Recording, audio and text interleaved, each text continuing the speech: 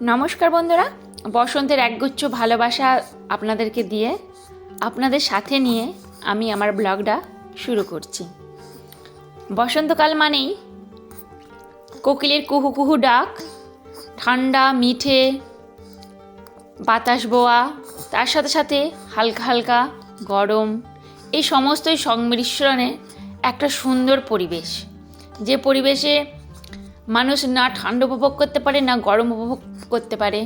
কিন্তু এই সময় সমস্ত কিছু ভালো হলেও বাচ্চাদের কিন্তু এটা মোটেও ভালো না, কারণ এই সময় বাচ্চা থেকে বয়স্ক থেকে সকলেরই সর্দি কাশি লেগেই থাকে, কারণ এটা না ঠান্ডার মরশুম না গরমের মরশুম। এই সময় আবহাওয়াটা ঠান্ডা থেকে আস্তে আস্তে পরিবর্তন হয়ে গরমের দিকে যায়। তো দুই নৌকায় পা দিয়ে চলা আর কি যাকে বলা হয়, আর এই সময় আবহাওয়াটা ঠিক সেই রকম থাকে। তো আজকে আমি ডেলি রুটিনের মধ্যে সবার প্রথমেই যে কাজটা করে নিচ্ছি, সোনামার খাবারের তালিকাটা আজকে আগে বানিয়ে নিচ্ছি, দুপুরের খাবার কি হবে। তো এখানে কুমড়ো, বিনস আর দুটুকরো গাজর নিয়ে নিয়েছি, তার সাথে মসুর ডাল নিয়ে নিলাম। তো ভাতটা তো আমার হলে তারপর আমি নেব। এখানে আমাদের রান্নার জোগাড়ের মধ্যে আছে আর কি কুমড়ো আলু এই সমস্ত দিয়ে একটা চচ্চড়ি করব শাকের। অনেকদিন শাকের চচ্চড়ি খাওয়া হয় না, আর আজকে যেহেতু বৃহস্পতিবার একদম নিরামিষ রান্না বান্না হবে। এখানে কয়েকটি বড়ি ভেজে রাখছি, কুমড়ো বড়ি, আর এগুলো তো লঙ্কা দিয়ে আর লবণ দিয়ে মেখে খেতে বেশ ভালোই লাগে, বিশেষ করে নিরামিষ দিনে। তো আজকে নিরামিষ হচ্ছে বলে ভাবলাম কয়েকটি বড়ি এরকম ভেজে রাখি। আর এই ধরনের বড়ি ভাজা তো আমার মেয়ের খুবই ফেভারিট।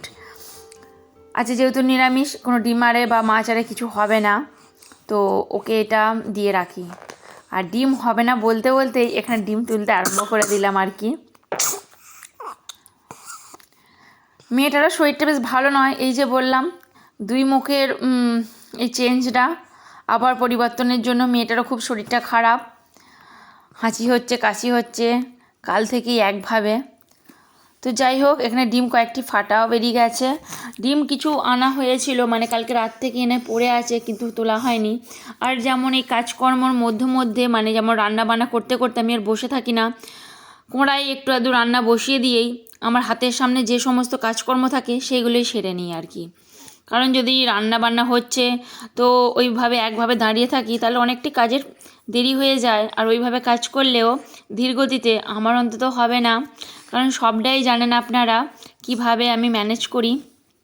তো যখন দেখি রান্নাটা হচ্ছে তো গ্যাসটা আমি একদম আস্তে করে দিই, অনেক সময় দিয়ে ধরুন বাসন আরে পত্র পড়ে আছে সেগুলো মাঝে ঘষা এই সময় করে নিই, আবার ধরুন দোকান বাজার এই সময় পড়ে আছে এই সময় গুছিয়ে রাখি আর কি। এই ধরনের টুকটাক কাজকর্মগুলো এই সময় করে রাখি।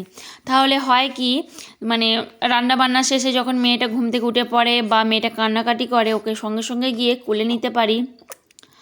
আর এখানে শিম সিদ্ধ দিয়েছিলাম, তার সাথে একটু মুগের ডালও দিয়ে দিয়েছিলাম।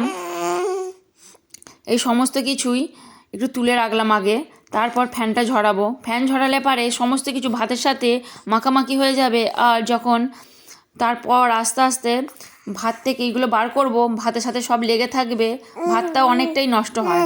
এই যে একটু সামান্য পরিমাণে দেখুন জল দিয়ে দিলাম, এবার এই জলটা ফেলে দিয়ে ভাতগুলো আমি অবশ্যই নিয়ে নিতে পারি, তা না হলে কিন্তু ভাতটা পুরোপুরি নষ্ট হয়ে যেত। তো এইভাবেই তো আমি সেদ্ধ করে রাখি, কারণ আবার আলাদা করে প্রেসারে সেদ্ধ করলে আবার গ্যাসটাও আপনার লাগবে, তার উপরে আবার জিনিসটাও আবার জোড়া হবে আর কি। তো একেবারেই হয়ে যায়, যেহেতু হাঁড়িটা অনেকটাই বড়, সেদ্ধ আরে দিলে পারেই হাঁড়িতেই হয়ে যায়, কোনো রকম প্রবলেম হয় না। প্রবলেম হতো যখন ছোট হাঁড়িতে ভাত করতাম বা ছোট প্রেসারটাতে ভাত করতাম, তাতে সমস্ত রকম সবজি দিতাম এই আর কি। এই যেমন কাজকর্মের ফাঁকে ফাঁকে এখানে এই সমস্ত রকম মশলাপাতি দিয়ে রাখি, যে ধরনের মশলাপাতি মোটামুটি রোজই ইউজ করতে হয় বা বেশিরভাগ টাইম ইউজ করতে হয়। যেমন লঙ্কাটা তো আমরা যখন ফোড়নে দিয়ে থাকি বা তরকারিতে দিয়ে থাকি তখন তো এইভাবে ছিঁড়েই দিতে হয়, তাই আমি আগে থেকে কী করছি, দুটুকরো করে রাখছি যাতে বারবার লঙ্কা হাতটা না করতে হয়। তো বারবার যদি লঙ্কা হাত করতে হয়, যেহেতু মেয়েটাও থাকে, হয়তো অনেক সময় এমন হয় যেদিকে আমি মেয়েটা এদিকে কাঁদছে, আমি তাড়াতাড়ি করে চলে গেলাম। হয়তো অনেক সময় মনে থাকে না যে লঙ্কা হাত করেছিলাম, ভালো করে সাবান দিয়ে হাতটা ধুতে হবে, সেক্ষেত্রে হয়ে ওঠে না, তাই আর কি। আর তেজপাতাটাও এইভাবেই ছোট ছোট টুকরো করে রেখে দিচ্ছি, তাহলে হয় কি যখন তরকারি দিয়ে দিতে হয় তখন কিন্তু খুব সুবিধা হয়, আর তখন তাড়াতাড়ির মধ্যে ছেঁড়া বা খোঁজারও কোনো ঝামেলা থাকে না আর কি। তো এই সমস্ত কাজকর্ম, এই সমস্ত কাজের ফাঁকে ফাঁকে করে রাখি আর কি, যাতে আমারও সুবিধা হয় আর মেয়েগুলোকেও আমি ঠিকঠাকভাবে সময় দিতে পারি। আর সমস্ত কিছু গুছিয়ে থেতিয়ে কাজ করলে বেশ ভালোও লাগে, মনটা একটু ফ্রিও লাগে। আর যদি ধরুন কিছু একটা কাজ বাকি পড়ে যায়, তখন মনে হবে যা কাজটা কখন করব, কাজটা কখন করব, আর ঠিক সেই কাজটা ওই টাইম বাই টাইম না হলে কিন্তু হবেও না। যতই ভাবি যে পরে করে নেব, পরে আর কিছুতেই হয়ে ওঠে না।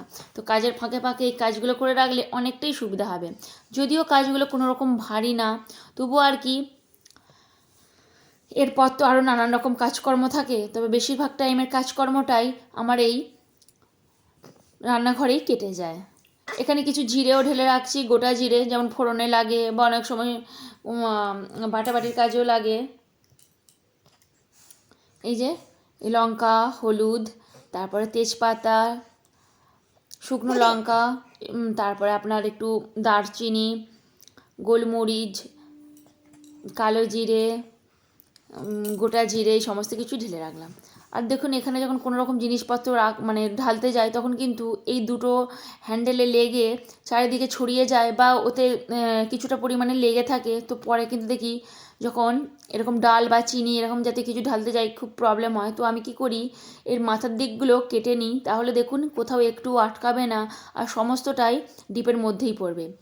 আবার আরও একটা হয় কি, ডিপেটা কিন্তু অনেক সময় লুজ হয়ে যায়, ধরুন বিস্কিটারে বা কোনো জাতীয় এরকম রাখছি যেটা নিয়ে যেতে পারে, সেক্ষেত্রে আমি যেটা করি, এরকম পলিথিন ভালো করে বেঁধে রাখলে দেখুন কোনো রকম নষ্টও হবে না, যে জিনিসপত্র ভেতরে থাকবে বা নিয়েও যাবে না। তাহলে কি হয় কি, খুবই সুবিধা হয়। এই সব টুকটাক কাজকর্মও যখন আমি করি, এগুলো অবশ্যই মাথায় রাখি, তাহলে হয় কি কাজের অনেকটা সুবিধা হয় আর জিনিসপত্র নষ্ট হয় না। বিশেষ করে এটা বর্ষাকালে খুবই কাজে লাগে। তো বর্ষাকালে বেশিরভাগ সময়ই আমি এইভাবে পলিথিনগুলো ওইভাবে বোতলের মুখে চিপটে রাখি এবং তারপর বোতলটা আঁটি, তাহলে অনেকটাই সুবিধা হয়, কোনো রকম নিমে যাওয়ার কোনো ভয় থাকে না। আর এখানে তরকারিটা একদম গামাকা শুকনো শুকনো করেছি, যেহেতু শাকের তরকারি একটু জল জল হলে ভালো লাগে না, তাই এতে কুমড়ো বড়ি দিয়েছিলাম। সমস্ত বড়ি, আলু, কুমড়ো এই সমস্ত কিছু দিয়েই এই তরকারিটা করে নিয়েছি। বৃহস্পতিবার হলে এই যে মাছ খেতে নেই, একটু পেঁয়াজ খেতে নেই, তাহলে ওই হয় কি অনেকটা বেশ ভালো লাগে না। তো অন্যান্য দিন নাই বা কিছু হলো, তাতে বেশ একটা পেঁয়াজ কামড়ে খেলে ভালো লাগে। আর এখানে মেয়ের স্কুল থেকে সরস্বতী পুজোর টিফিন দিয়েছে, এই যে মিয়মরের 4টে জিনিস দিয়েছে আর কি, কেক, পেস্ট্রি, এই সমস্ত কিছুই দিয়েছে। তো আমাদের মতন আর লুচি, আলুর দম এই সমস্ত কিছু আর দেয় না ওদের। এখানে পতাকা বানিয়েছে, যে পতাকাটা নিজের হাতেই বানিয়েছে। মাঝে মধ্যে দেখব টুকরো করে 4টে মানে এরকম 4 ভাঁজ করে, কখনো কখনো 3 ভাঁজ করে নানা রকম করে কাগজপত্র কাটছে। আজকে আবার দেখলাম 4 চৌকো করে কাগজটা কেটে নিজেই রং করে আর এইভাবে পতাকাটা এইভাবে এখানে দিয়ে রেখেছে, আর থেকে থেকে জয় হিন্দ জয় হিন্দ করছে। ভাবলাম না, তাহলে এটা একটু ক্যামেরাবন্দি করাই যাক।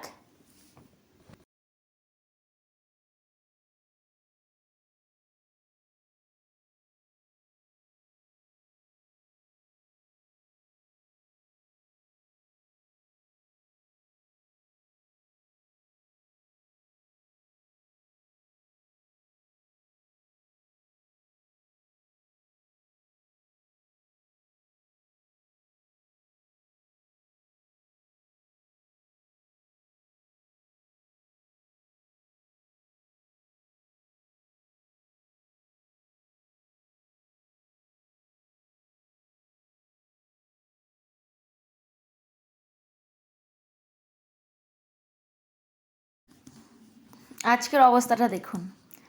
আজকে সকাল থেকেই ওকে খাওয়ানোর চেষ্টা করলাম, খেলো না, যেহেতু সর্দি মতন করে আছে। আর আজকে একটা বারের জন্য খাওয়াতে পারলাম না। তবে ভাতটা যে করেছিলাম, মানে ওর জন্য সবজি সেদ্ধ আর এই সমস্ত করেছিলাম, ওটা 3 চামচের মতন খেয়েছে, তারপর আর কিছুতেই খায়নি। আর দুধটা যেহেতু গুলেছিলাম, তো ওকে এমনিতে চামচ করে খাওয়াই দেখেছেন। আজকে ভাবলাম ও যখন খেতে চাইছে না, ওকে ওর মতন করে খেতে দিয়ে দিই, তাই ধরিয়ে দিয়েছিলাম। দেখলাম এইভাবে ধরে আছে, তো কতটা কি খাবে জানি না, এইভাবে ধরে রাখলাম, দেখলাম যে বেশ ধরে আছে। আর ও যতটা পারছে পরিমাণে একবার করে গালে পুড়ছে, আবার একবার করে বার করে দিচ্ছে। তো খাবার কিছুই খেলো না, আর শুধু ওটাকে নিয়ে একটু মুখে করে দিয়ে বসেই ছিল। তো ভালো লাগলো, তাই ভিডিওটা ক্লিক করলাম, কিন্তু দুধটা দেখলাম পুরোটাই পড়ে আছে। আর আজকে জোর করলাম না, যেহেতু শরীরটা ভালো নয়।